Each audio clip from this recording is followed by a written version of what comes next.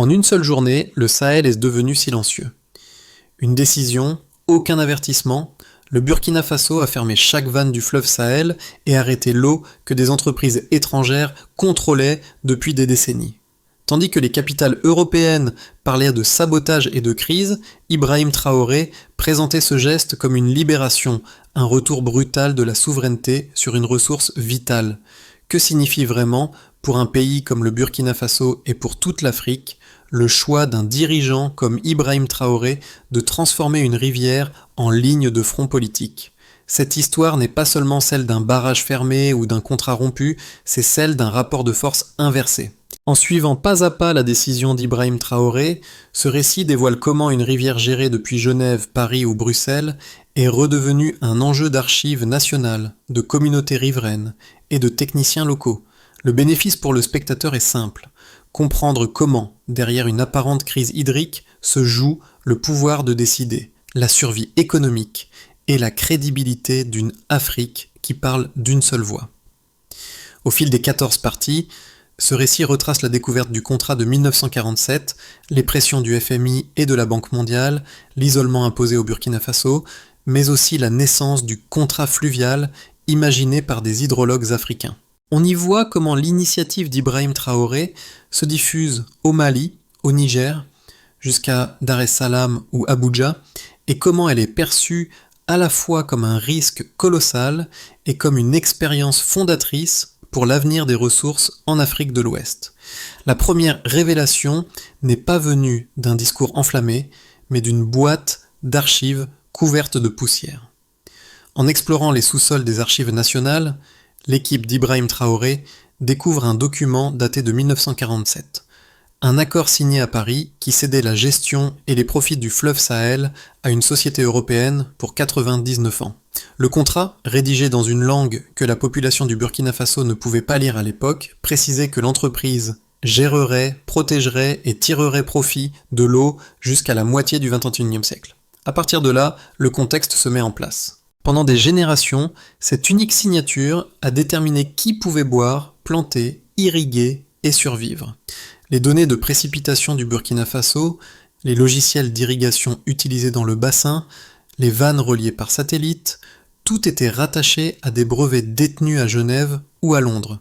Lorsque Ibrahim Traoré arrive au pouvoir, il hérite de ce contrat comme d'une malédiction silencieuse. Il apprend que non seulement son pays loue des machines ou des programmes d'aide, mais qu'il loue littéralement sa propre rivière. Un audit discret est alors ordonné. Les lettres échangées dans les années 1980 entre banquiers français et conseillers gouvernementaux confirment des paiements secrets destinés à maintenir l'illusion d'un contrôle local. Les ingénieurs cartographient chaque barrage, chaque pompe, chaque compteur. Ils découvrent qu'un simple code, activé depuis l'étranger, pourrait couper l'intégralité du système.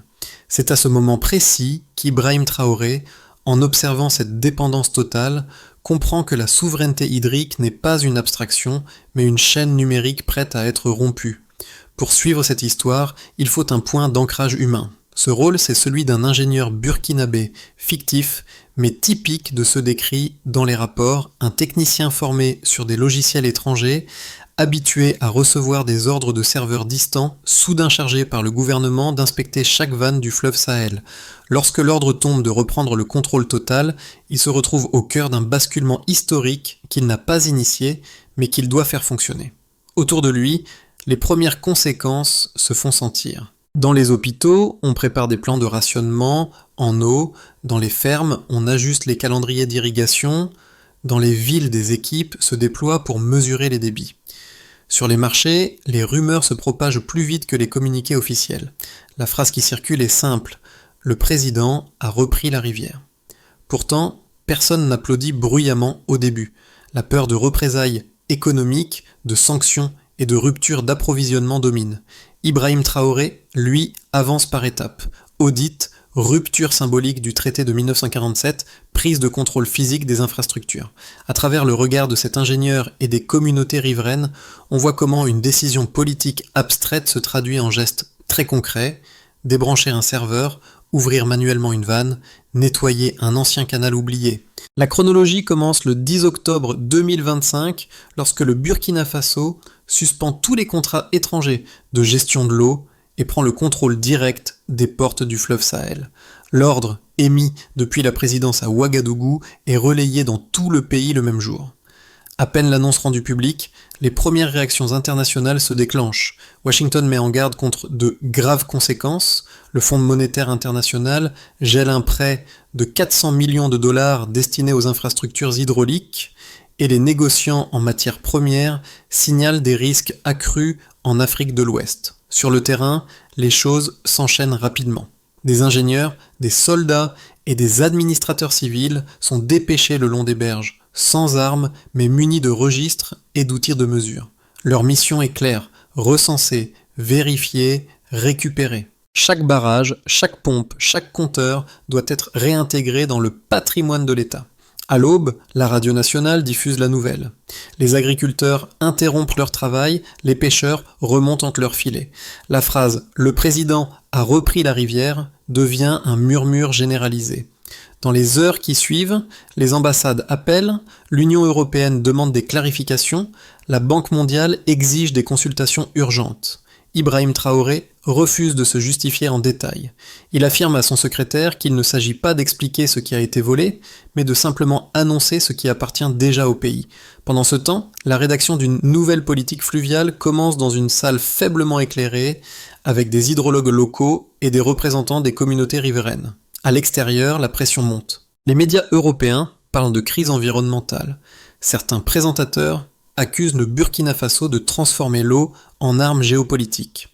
À Bruxelles, la Commission européenne se réunit en urgence, tandis qu'à Ouagadougou, les premiers débats internes éclatent. Faut-il tenir le cap malgré le gel des aides ou chercher un compromis pour éviter l'isolement ? La première semaine se termine sur ce moment de tension maximale. Les titulaires de contrats étrangers suspendent leurs opérations, les livraisons essentielles sont détournées et pourtant, le gouvernement maintient sa ligne. La rivière désormais ne coule plus selon les horloges des serveurs étrangers, mais selon les décisions prises dans des réunions tenues en langue locale. Pour comprendre la portée de la décision d'Ibrahim Traoré, il faut regarder les chiffres qui jalonnent cette séquence. Le premier est cette date de 1947, année où le contrat initial confie pour 99 ans les droits hydriques à une entreprise européenne, verrouillant ainsi 3 générations de Burkinabés dans une relation de dépendance. Le second apparaît en 2025, lorsque le FMI gèle un prêt de 400 millions de dollars prévu pour moderniser les infrastructures hydrauliques. Le delta entre ces deux instants illustre l'ampleur de la bascule.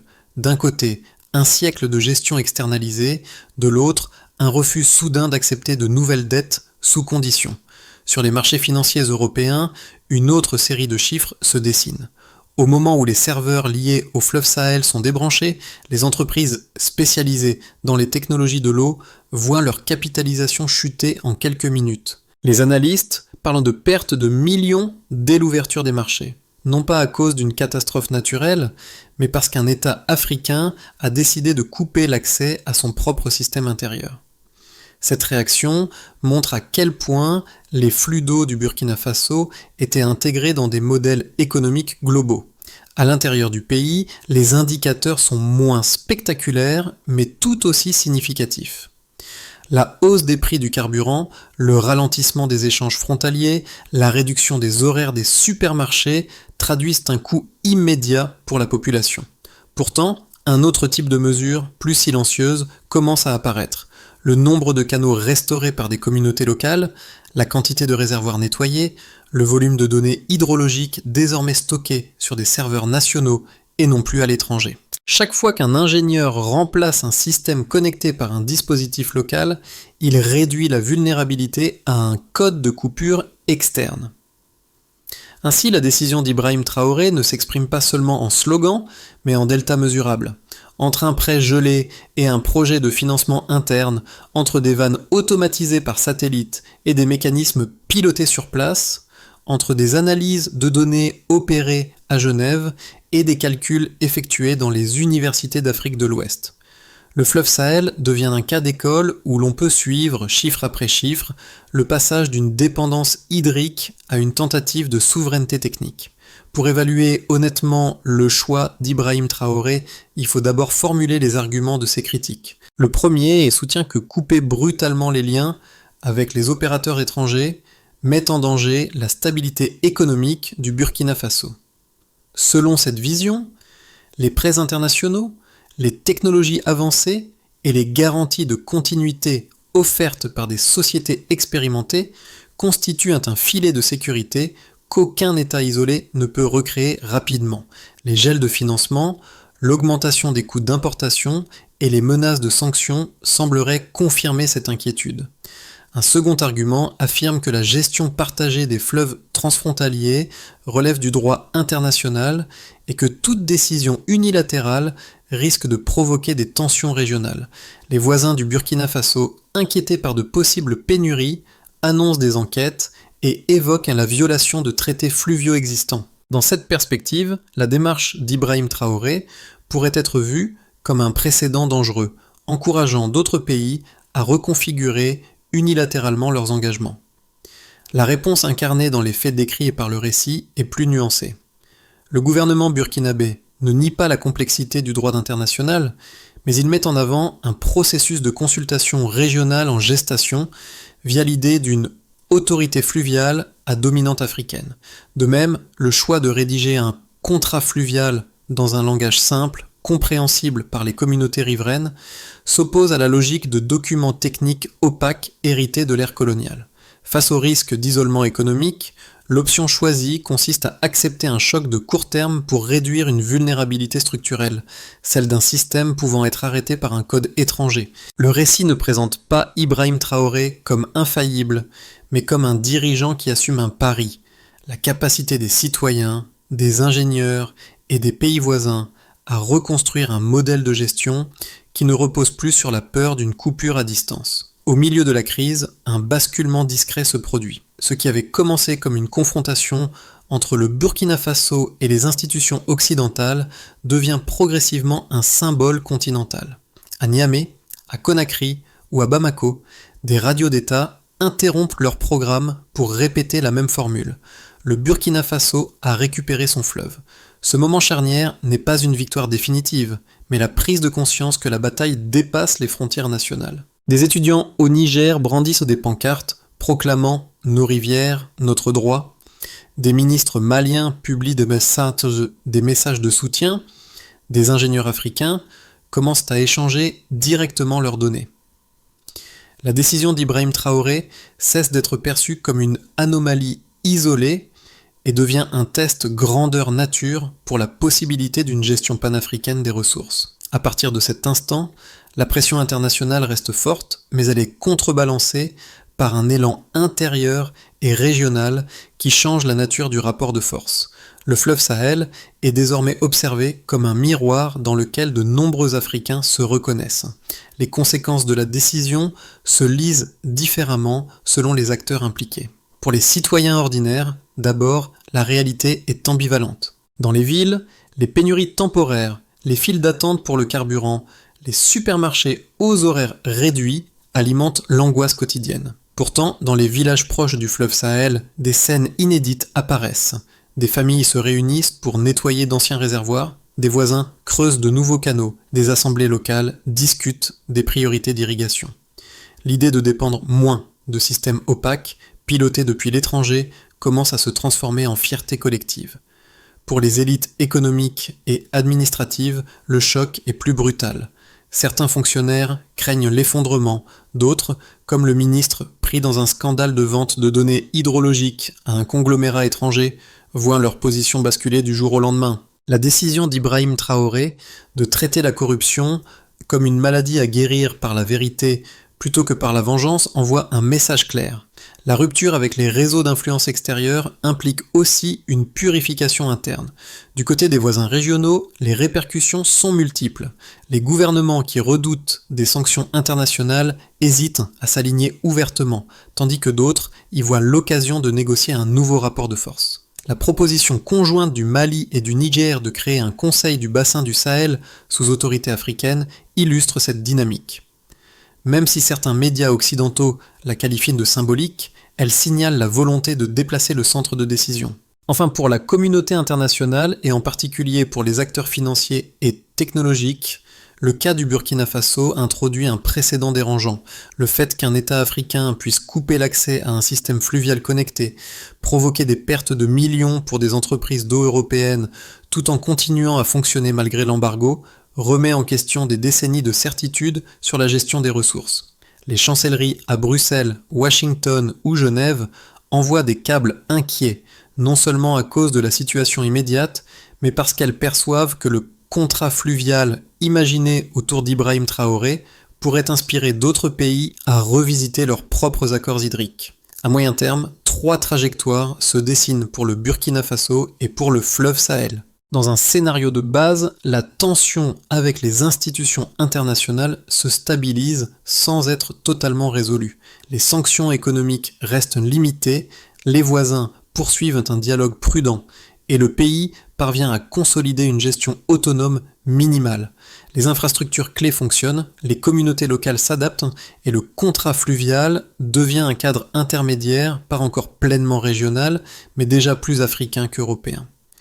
Dans un scénario optimiste, l'initiative d'Ibrahim Traoré aboutit à la création effective d'une autorité fluviale du Sahel reconnue par plusieurs États. Les échanges de données entre ingénieurs africains se renforcent, des universités développent des programmes de recherche sur les systèmes d'approvisionnement en eau locaux et des financements alternatifs émergent, moins dépendants des conditions imposées de l'extérieur. Les symboles prennent corps. L'emblème d'une rivière en forme de point ne reste pas une image, mais devient le logo d'un réseau fonctionnel capable de négocier d'égal à égal avec les grandes institutions financières. Le pire scénario, cependant, ne peut être écarté. Il impliquerait un durcissement des sanctions, une fuite accélérée des capitaux et des talents, des tensions hydriques avec les pays voisins et la montée de contestations internes incapables de se structurer. Dans ce cas, la décision d'avoir rompu le contrat de 1947 serait racontée comme un acte de bravoure mal préparé, entraînant une crise prolongée. Le récit ne tranche pas entre ces options, il invite plutôt à un exercice de prudence. L'expérience du Burkina Faso sous la direction d'Ibrahim Traoré montre que la souveraineté hydrique ne se décrète pas uniquement par la fermeture des vannes, mais par la capacité à imaginer des institutions stables, transparentes et partagées. Les 12 prochains mois, dans cette perspective, ne sont pas seulement une épreuve de résistance, mais un laboratoire où se testent de nouvelles formes de coopération africaine. Au-delà des chiffres, des traités et des institutions, cette histoire parle de la relation d'un peuple avec son environnement vital. Pour un citoyen africain qui suit l'actualité du Burkina Faso, voir un président comme Ibrahim Traoré refuser de laisser une rivière clé sous contrôle externe peut résonner comme une revendication longtemps contenue. Pour un membre de la diaspora, habitué à entendre que les ressources du continent sont toujours gérées ailleurs, le cas du fleuve Sahel peut susciter autant d'espoir que d'inquiétude. Pour un observateur extérieur, qu'il se trouve en Europe, en Amérique ou en Asie, l'épisode oblige à reconsidérer une idée souvent implicite, que les infrastructures stratégiques de pays plus pauvres doivent forcément être pilotées par des acteurs plus riches et mieux équipés. Le choix d'Ibrahim Traoré, raconté ici à travers les archives, les audits, les serveurs débranchés et les foules silencieuses au bord de l'eau, montre qu'un État peut accepter de payer un prix immédiat pour reprendre un levier central. Ce récit n'invite pas le spectateur à applaudir aveuglément, ni à condamner automatiquement. Il propose plutôt 2 questions simples. Jusqu'où un pays peut-il aller pour garantir le contrôle de ses ressources vitales ? Et comment s'assurer que ce contrôle ne se transforme pas en nouveau monopole, mais en bien commun réellement partagé par ceux qui vivent le long des rivières. À partir des éléments présents dans le récit, une feuille de route se dessine en filigrane. La première étape consiste à documenter entièrement le système hydrique, comme l'a ordonné Ibrahim Traoré, rassembler les contrats, les cartes, les relevés de compteurs, les codes de contrôle. Sans cette connaissance complète, aucune réforme n'est possible. La deuxième étape est de nationaliser l'infrastructure critique en remplaçant progressivement les serveurs étrangers et les systèmes de gestion à distance par des dispositifs sous contrôle local. Cette phase, déjà amorcée dans l'histoire, elle est coûteuse mais essentielle. La troisième étape vise à institutionnaliser la participation des communautés riveraines. Le projet de contrat fluvial, rédigé dans un langage simple, propose que chaque communauté gère sa section du fleuve sous la supervision d'un conseil régional. Cette approche ne garantit pas l'absence de conflit, mais elle réduit la distance entre les décisions et ceux qui en subissent les effets. Enfin, une quatrième étape, plus ambitieuse, consiste à élargir le cadre au niveau régional. Les discussions mentionnées entre le Mali, le Niger et le Burkina Faso suggèrent la possibilité d'un conseil du bassin du Sahel placé sous autorité africaine. Pour que cette structure survive au-delà de la figure d'Ibrahim Traoré, elle doit reposer sur des règles claires, des mécanismes de transparence et des échanges de données ouverts entre ingénieurs, universités et gouvernements. La scène de clôture la plus forte du récit ne se déroule ni dans une salle de conférence, ni devant un écran de marché, mais sur la berge du fleuve Sahel. À l'aube, après des semaines de pénurie et de rumeurs, l'eau recommence à couler de manière régulière. Des enfants courent pieds nus le long des rives, des agriculteurs s'agenouillent pour toucher le courant comme s'il s'agissait de quelque chose de sacré. Dans ce décor simple, Ibrahim Traoré se tient sur une petite plateforme, sans protocole excessif, face à ceux qui vivent de la rivière.